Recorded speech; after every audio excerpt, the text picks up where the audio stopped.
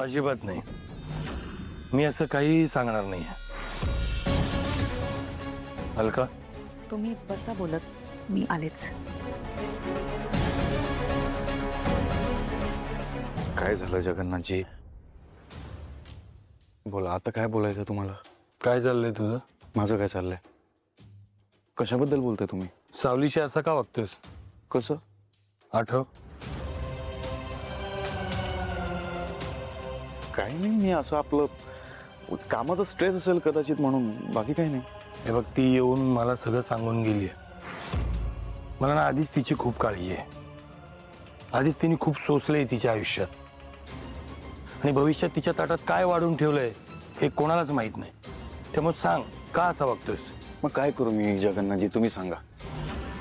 अहो, तिच्या आयुष्यातलं सगळ्यात मोठं सत्य मी तिच्यापासून लपवतो. माझी अवस्था काय होत असेल?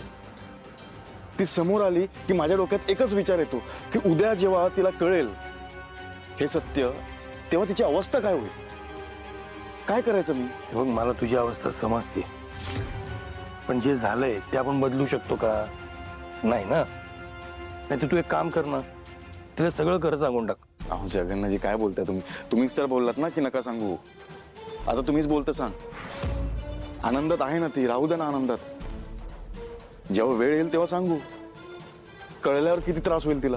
तुझ्या वागण्याचा जास्त त्रास होतो तिला, कळलं ना? एक काम कर ना, तुला जे माहिती आहे ना ते आनंदानं स्वीकार, मग ते पचव, आणि मग तिच्या समोर उभा राहा. तुझं असंच वागत राहिलं ना, तिचा संशय अजून बळावेल. ती 4 वेळा येऊन मला विचारेल की सारंग सर असे का वागतायत म्हणून. मी काय उत्तर देऊ? हे बघ सारंग, तुला कितीही त्रास झाला ना तरी तुला तो सहन करावा लागेल आणि चेहऱ्यावर हसू ठेवावा लागेल. मला फक्त माझ्या एका प्रश्नाचं उत्तर द्या. तुमच्या भविष्यवाणीवर तुम्ही ठामात? आहे. मग ह्या वेळेला तुमची भविष्यवाणी चुकणार. अरे वा, छान की, आवडेल मला. पण कारण सावलीची विठ्ठलावर असलेली श्रद्धा. पांडुरंग तिला नाउमेद करणार नाही. हे बघा जगन्नाथजी, ह्या जगातल्या सगळ्याच गोष्टी आपल्याला कळत नसतात. ज्या गोष्टी माणूस त्याच्या डोळ्यांनी बघू नाही शकत ना, त्या गोष्टी देव बघू शकतो. शेवटी करता करविता तोच. तो असा काही खेळ खेळेल ना की आपण विचार करत बसू की हा चमत्कार घडला कसा. वा, तुझा आशावाद आवडला मला.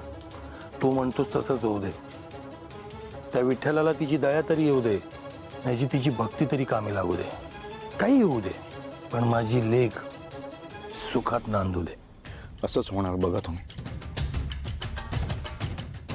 देवा, बारीक लक्ष ठेवा.